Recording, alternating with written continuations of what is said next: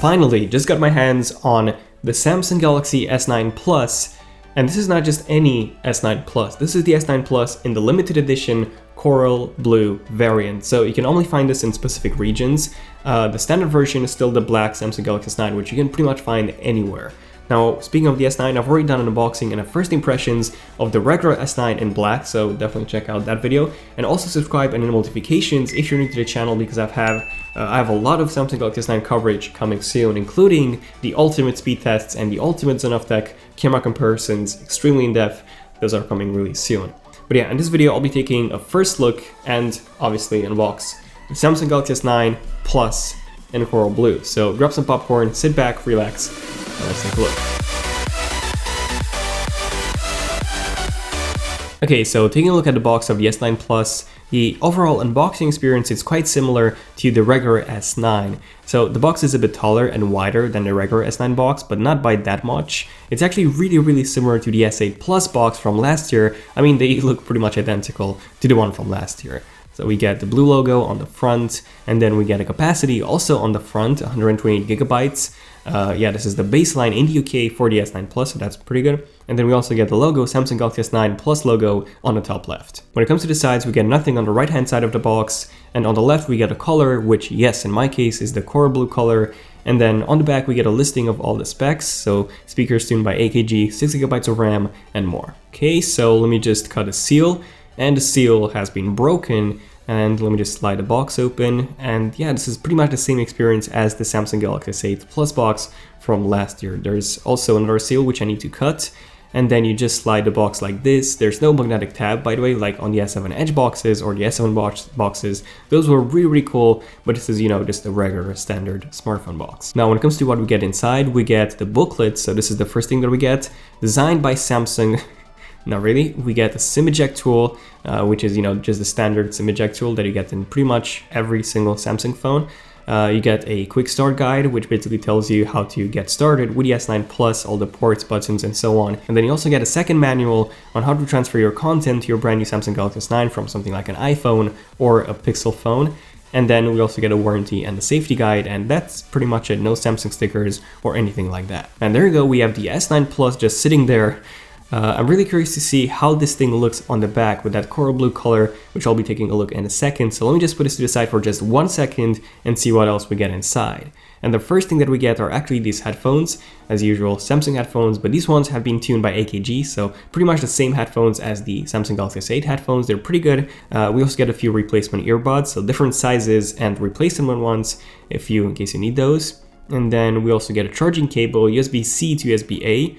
Nothing really special about this cable. I really wish this was USB-C to USB-C. Other than that, we get a power adapter, which this one is the UK model, really compact. The third foot is actually retractable, which not a lot of UK power adapters have. So this is one of my favorite UK power adapter designs. I love this thing. And then we also get two more things. So we get a micro USB to USB-C adapter so that you can use, you know, old chargers, accessories, and so on. For example, you could use your old first generation Samsung Galaxy Gear VR with this thing. And then the second thing that we get is a USB-C to USB-A adapter. You can use this for connecting a USB drive, a hard drive, or to transfer data from your old smartphone to your Samsung Galaxy S9. But yeah, other than that, there's nothing left inside the box. So let me just take the plastic wrap off. Enjoy the music.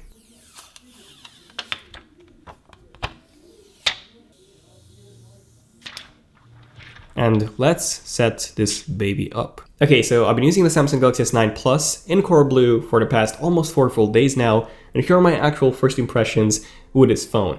They're quite different than my S9 impressions from the past video. So yeah, this is a pretty interesting phone. Okay, so I just love the new coral blue color. This thing looks so good. So the sides are also blue, by the way. But the back is the one that gives the phone its really unique look. So basically, I kind of got bored of having every single one of my phones that I got was in black. So honestly, this is my first smartphone that comes in a different color other than black in the past 10 plus years. I'm not even joking. This one looks so good in blue. So just take a look at how the S9 Plus reflects the light. So basically, the shades, the shade of blue actually changes based on the angle the light gets reflected at. So it looks so good. I love this effect. And then obviously we get a few more things that are different from the S8 Plus. So for example, the iris scanner on the top right on the front is actually black, so it looks much better. It's a bit more blended into the display than it was on the Samsung Galaxy S8 and the S8 Plus from last year. Now, holding the S9 Plus in my hand, it feels pretty good. So compared to my S8 Plus, it's actually smaller, so it's a tiny bit shorter than my S8 Plus from last year. Now, when compared to the regular S9, obviously there's a pretty big difference between the two. We get a much larger 6.2 inches display versus 5.8 inches on the Samsung Galaxy S9. And then if you take a look at the actual bezel between the S8 Plus and the S9 Plus, the bezel is a bit thinner, especially the bottom one, but not by that much, so you won't notice this thing unless you actually look at both bezels side by side to compare them with. Now, another interesting change is the actual frame. So previously with the S8, Samsung actually had the back of the phone, the front of the phone, and the actual frame. They all look as if they were made out of the same material because the frame was polished aluminum, so it was basically glossy black. Now with the S9, that frame is actually not polished, it's just matte aluminum basically. So it looks quite a bit different. On the blue one, it looks good. It looks much better than if it was polished. But on the black one, it looks quite, I don't know, it stands out. It stands out from the phone. So you can definitely tell that this is the frame. It's a bit of a grayish tint. Whereas on the S8, it looked really, really good. It was basically glossy black. So in my opinion, the black one, the S8 in black looked better, you know, on the S8.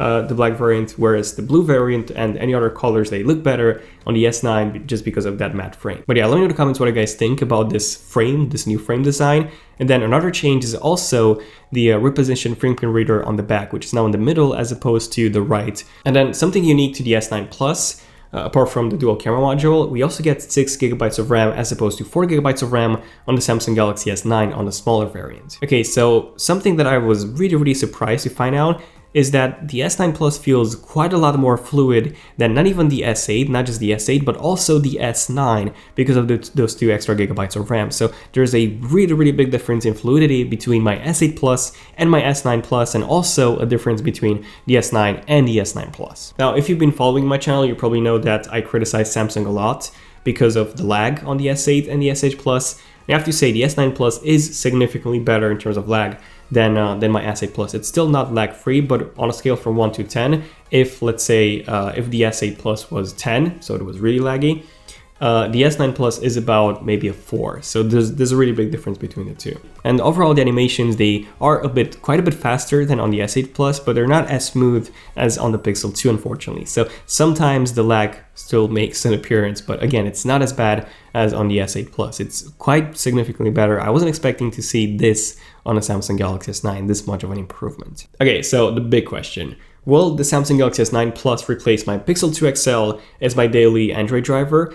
Well, I don't know, I'm not 100% convinced yet. So mostly because of the camera, I still prefer the Pixel 2's processing and the updates. They want updates instead of waiting for a few months, maybe even a year. And also a bit more fluid experience that you get with a Pixel. So I would still probably go with a Pixel. Keep in mind that you get 0 bloatware on the Pixel, whereas on this thing, you still get a lot of bloatware, including the Bixby button on the side. So yeah.